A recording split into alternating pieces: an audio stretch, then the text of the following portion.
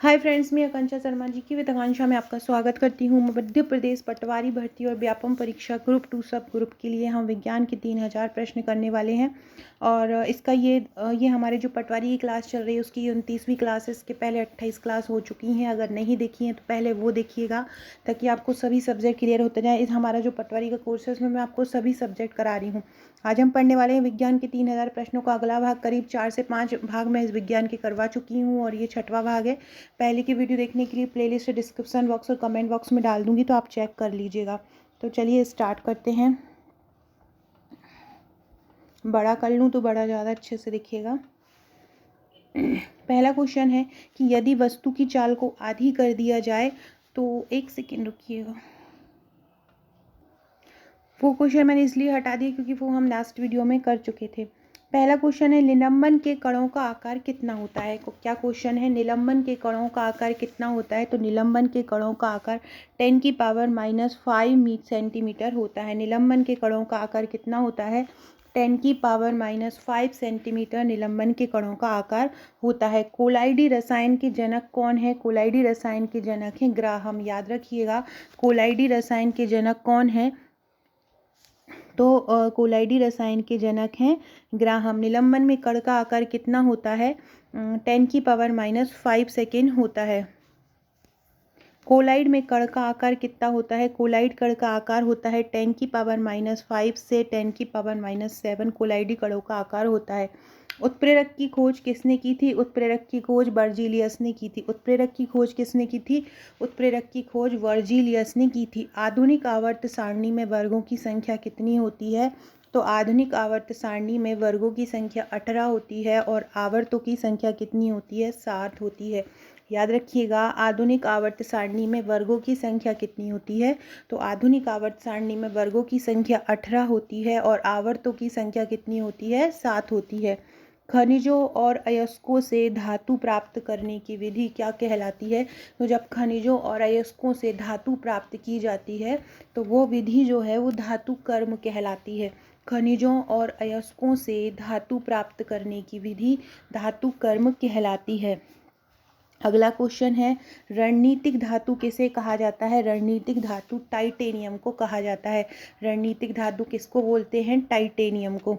अयस्क में उपस्थित अशुद्धि क्या कहलाती है। तो अयस्क में उपस्थित जो अशुद्धि होती है वो गैंग कहलाती है।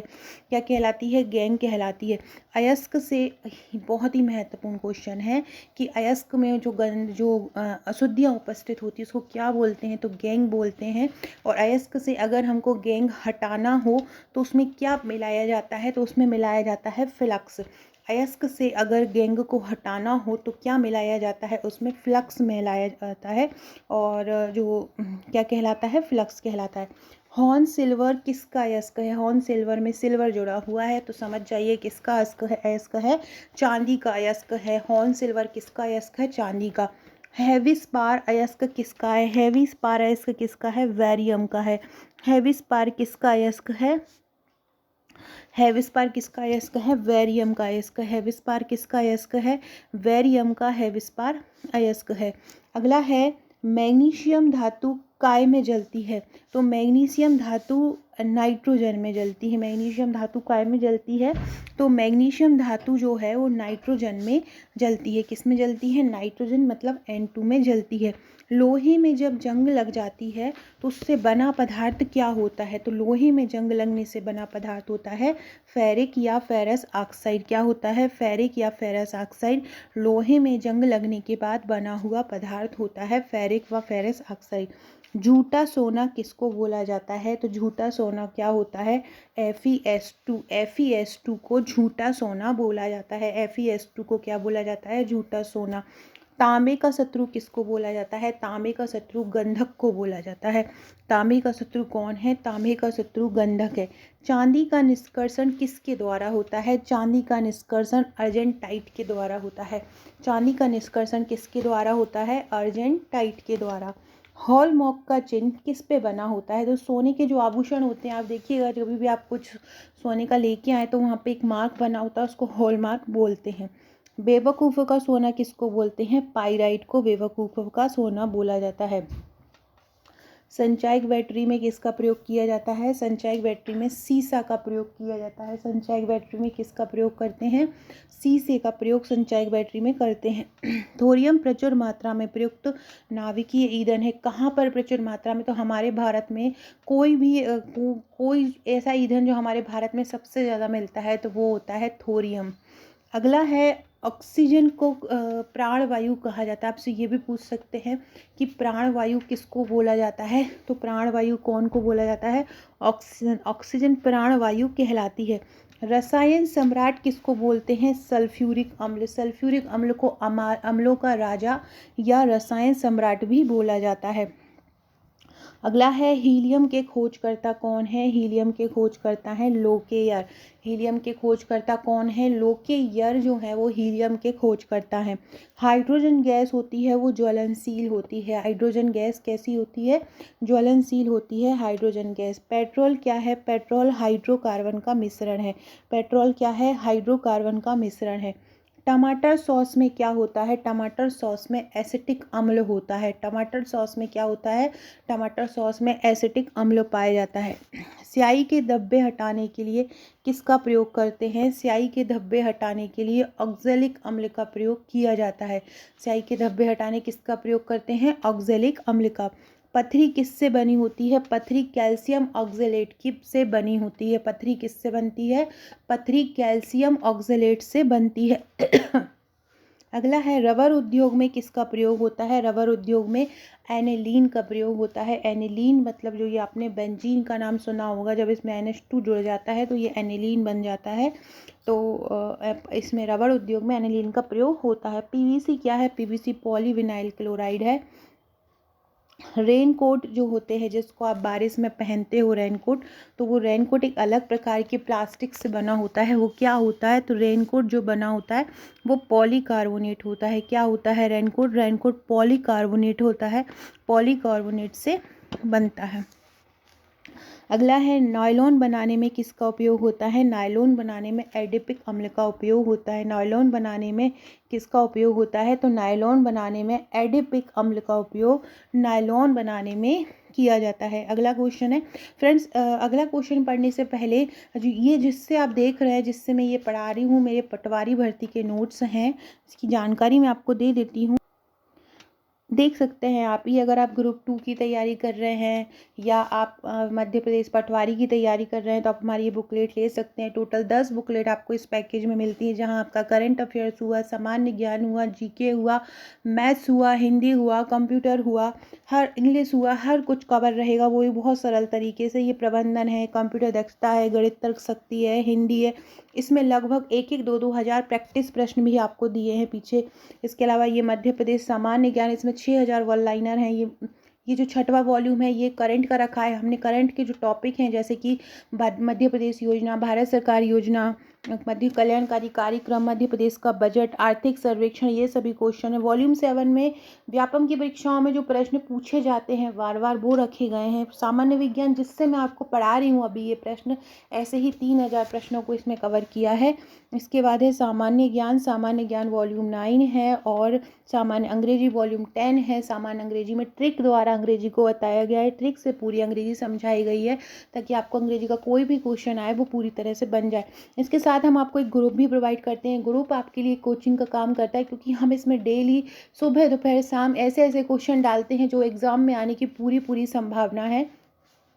और ये सभी केवल आपको मिलता है 2199 में। 2199 में आपको सभी विषयों के नोट्स प्लस एक ग्रुप दिया जा रहा है, जो कि एक आपके लिए कोचिंग का काम करता है, जहां आपको पूरी जानकारी उपलब्ध कराई जाती है। सभी सब्जेक्ट दिए जाते हैं, इंपॉर्टेंट कीवर्ड वहाँ पे दिए जाते हैं। तो ये सभी आप ले सकते हैं। अगर आप लेना चाहते हैं आप मुझे व्हाट्सअप कर सकते हैं। मेरा व्हाट्सअप नंबर ऊपर दिया गया है 6260190944 पर।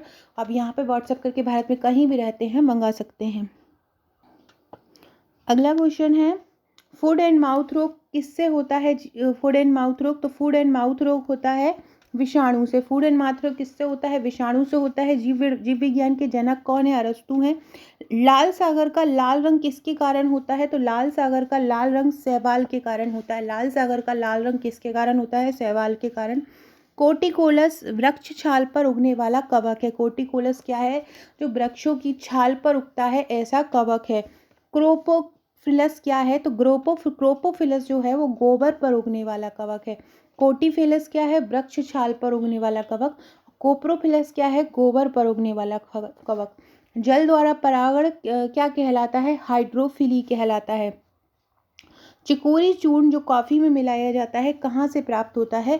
तो चिकोरी चूर्ण जो कि कॉफ़ी में मिलाया जाता है वो जड़ों से प्राप्त होता है। कहाँ से होता है? जड़ों से प्राप्त होता है। सोयाबीन में अधिकतम प्रोटीन होता है, ये तो शाकाहारियों का प्रोटीन कहलाता है। प्रकाश संश्लेषण में क्या होता है? पौधे अपना खाना बनाते हैं। ग्लाइकोलाइसिस जो प्रक्रिया होती है उसमें अंतिम उत्पाद क्या बनता है? तो उसमें अंतिम उत्पाद बनता है पायरुविक अम्ल। ग्लाइकोलिस में अंतिम उत्पाद क्या बनता है? ग्लाइकोलिसिस में पायरुविक अम्ल बनता है। 2,4-D क्या है? 2,4-D एक खरपतवार नाशी है, मतलब खरपतवार को नष्ट करता है, खेतों में प्रयोग किया जाता है। पादपों के जो रोग होते हैं वो किसके कारण होते हैं? फफूंदी से होते हैं। पादपों के रोग कहाँ से होते हैं? फफूंदी से होते हैं। चाय में का जो लाल रस्ट रोग होता है वो किससे होता है? वो हरे शैवाल से होता है। नींबू का कैंकर रोग किससे होता है? नींबू का कैंकर रोग जीवाणु से होता है। अग्नि नीरजा रोग किससे होता है? सेब से। अग्नि नीरजा रोग किससे होता है? सेब से होता है। संसार का सबसे बड़ा पारितंत्र क्या है? सागर। सागर संसार का सबसे बड़ा पारितंत्र है। फ्रेंड, डिस्क्रिप्शन बॉक्स में WhatsApp, Telegram, Facebook, Twitter, Insta की लिंक मिल जाएगी, जुड़ जाइएगा। और अगर आपने आपका नंबर मेरे पास व्हाट्सएप पर सेव नहीं कराया है तो करा दीजिए ताकि आपको मेरे स्टेटस शो हो सके, वहाँ से आपको महत्वपूर्ण जानकारी मिलती रहेगी। तो संसार का सबसे बड़ा पारितंत्र क्या है? सागर है। इक्थियोलॉजी क्या कहलाता है? मछलियों का अध्ययन। घाव, जब हम घाव हो जाता है शरीर में कोई तो वो उसका अध्ययन क्या कहलाता है? ट्रोमेटोलॉजी कहलाता है, घाव का अध्ययन। जनसंख्या का अध्ययन क्या कहलाता है? डेमोग्राफी कहलाता है। तलवे पर जो मानव त्वचा होती है वो सबसे मोटी त्वचा कहाँ होती है मानव की? तो कहाँ होती है? तलवे पर। डीएनए क्या है? कोशिका में पाया जाने वाला एक पदार्थ है। डार्विन सिद्धांत किससे संबंधित है? योग्यता की उत्तरजीविता से। एंट अमीबा हिस्टोलिका कहाँ पाया जाता है? आंत में पाया जाता है। एंट अमीबा हिस्टोलिका कहाँ पाया जाता है? तो ये आंत में पाया जाता है, एंट अमीबा हिस्टोलिका।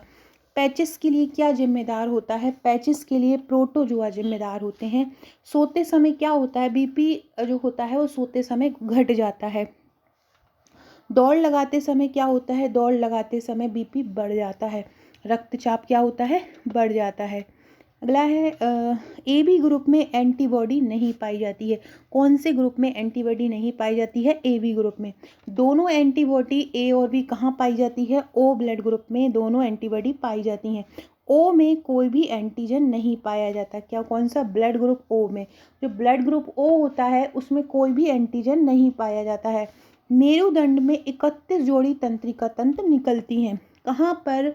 मेरुरज्जु में कितनी तंत्रिका तंत्र निकलती हैं? तो कितनी निकलती हैं? 31 जोड़ी। मेरुरज्जु में 31 जोड़ी तंत्रिका तंत्र निकलती हैं।